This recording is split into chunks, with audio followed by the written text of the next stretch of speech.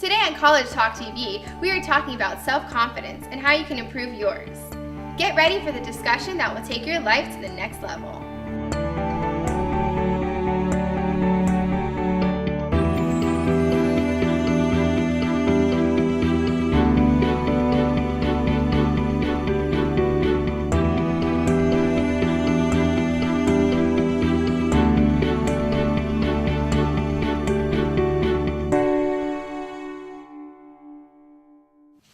Hello, my name is Bonnie Chow, and I would like to welcome you today to another episode of College Talk TV, brought to you by Smartte, where we talk about topics that are relevant to college women today. We are here at the Huizenga School of Business at Nova Southeastern University, and we are talking today about self-confidence. And to join us, we have expert Dr. Rachel Needle. Dr. Rachel, could you please introduce yourself? Sure. My name is Dr. Rachel Needle. I'm a licensed psychologist at the Center for Marital and Sexual Health of South Florida and the executive director of the Whole Health Psychological Center. I'm also an adjunct professor of behavioral sciences at Nova Southeastern University. And welcome, Dr. Rachel. Thank you. Also today, we have 5 outstanding college women joining our panel. Ladies, would you please introduce yourself? Hi, I'm Sarah. I'm a freshman at Florida Atlantic University. Hi, I'm Ashley, and I'm a junior at Nova Southeastern University. Hi, I'm Jessie Alexis, a junior at Nova Southeastern University.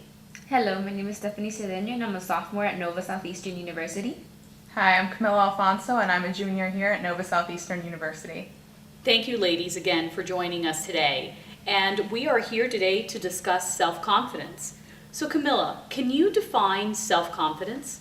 Of course, self-confidence is having, being self-assured and having the strength to know your own self-worth and stand by your morals and your point of view regardless of what other people reflect upon what that is to you. Stephanie, what affects self-confidence?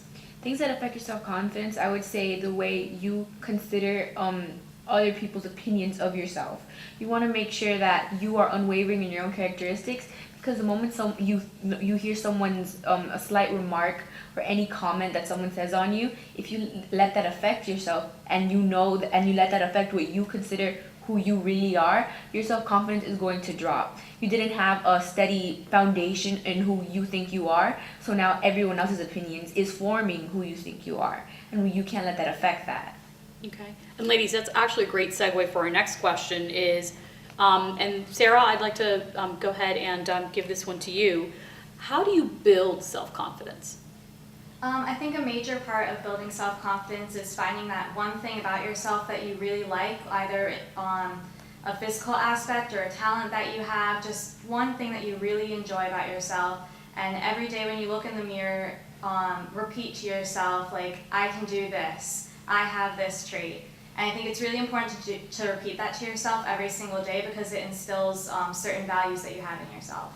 Okay. Ladies, anything to add about maybe identifying, you said looking in the mirror, about identifying your successes. How important is that to building your self-esteem?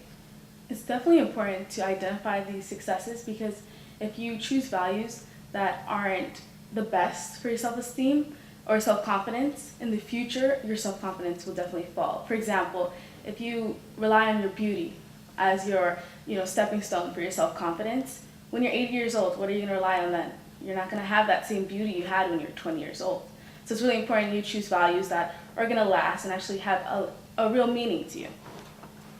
And to go off of that, I think that it's really important to also be aware of other people and bring up their self-confidence as well, because as it might be easy for you to say it in the mirror, it's also better to hear it from someone else, because when you hear it from someone else, then you feel better about yourself overall.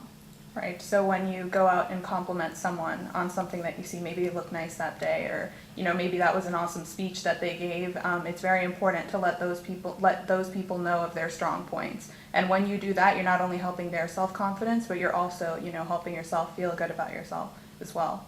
Also, don't be afraid to show your talents and the things that you're good at to other people. Like, if you have a voice, if you're able to play an instrument, then go out in public and sing to people, play an instrument for people.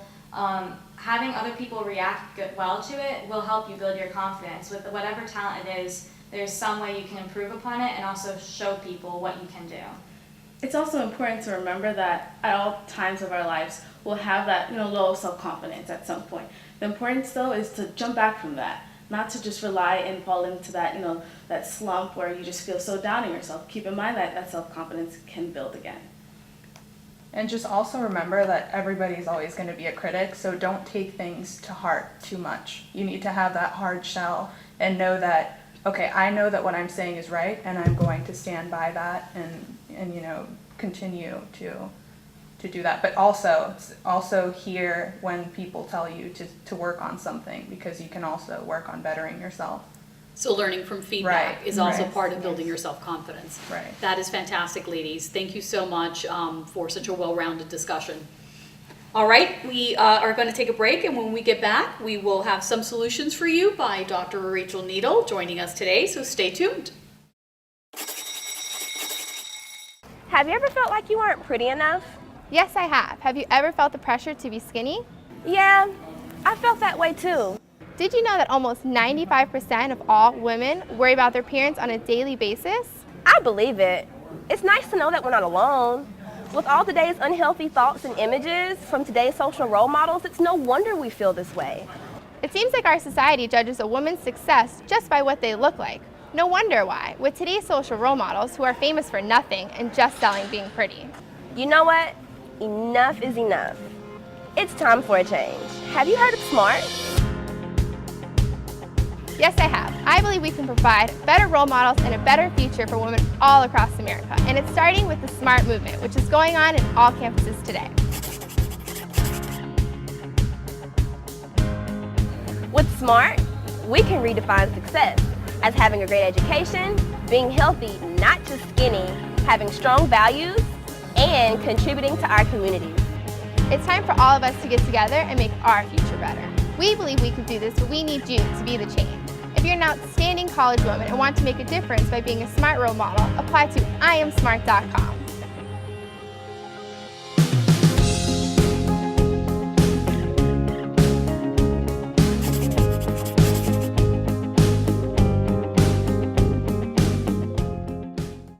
Welcome back. We are here with Dr. Rachel Needle and our outstanding panel of young college women joining us today. And our discussion is self-confidence. To recap what our discussion brought up were some of the following issues. We talked about being confident and defining what confidence is for ourselves. We talked about building up other people's confidence as well. We talked about being positive, and I think one of the underlying things that weren't said but was an overall theme was being thankful for our talents and identifying those talents and successes in ourselves, to remember to always focus on that in case we ever do lose a little bit of our self-confidence and build ourselves back up. So Dr. Rachel, what are some solutions that we can do to come together and start a change with young women today and continuing to build that self-confidence? Okay, well first, what a wonderful group of young women. Excellent discussion. Self-confidence is feeling good about ourselves and feeling capable. So the first solution would be to build self-confidence includes building mastery and working towards our goals. So fear and failure will get in the way. They do for everybody, but it's using that as an opportunity to learn and grow rather than, as defeat. The second solution would be to believe in yourself. If you don't believe in yourself, it's going to be very hard for others to believe in you. And when you lack self-confidence, it inhibits your motivation to follow through with things and to grow. So make sure that you believe in yourself. That's fantastic, thank you. And another third solution that we can add to that is also about the way you walk into a room, walking tall, and your posture. How you deliver yourself when you walk into a room and you show that you are open, that you're open to meeting new people, that you're open to new situations. That always invokes self-confidence for anyone that wants to put out that image for themselves, and also bring it back to themselves on continuing to build your self-confidence.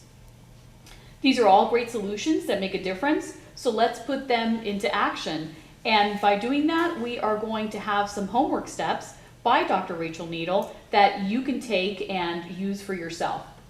The first homework assignment is to write down and list 4 strengths that you have, 4 things that you're good at. And I want you to look at this list every day, especially when you're feeling defeated. The second is to normalize fear and failure. They are both absolutely normal. And For people that are successful, it's not that they don't experience fear and that they don't experience failure. It's that, again, they use it as an opportunity to learn and grow rather than to feel defeated. So successful people also experience these feelings. So let that be, something that normalizes it for you and lets you know that it's okay to continue and you'll still be able to succeed and be successful. And the third homework assignment is practice mindfulness. Just because you have a thought doesn't make it true. We naturally have a thought such as, I'll never succeed at anything at some point in our lives. When you have a thought like that, it's a negative thought, let it pass, just acknowledge it, stay on your path, and there are some mindfulness exercises on the Smartte website that you can go to and use to help you as well. Thank you, Dr. Rachel, for joining us today, and thank you for the outstanding college women here today as well. As always, this has been a great discussion, and I know that it will help women across America. For more current topics on College Talk TV, please visit our website at iamsmart.com or YouTube channel I Am Smart. Thank you for joining us today, and as always, live life smart.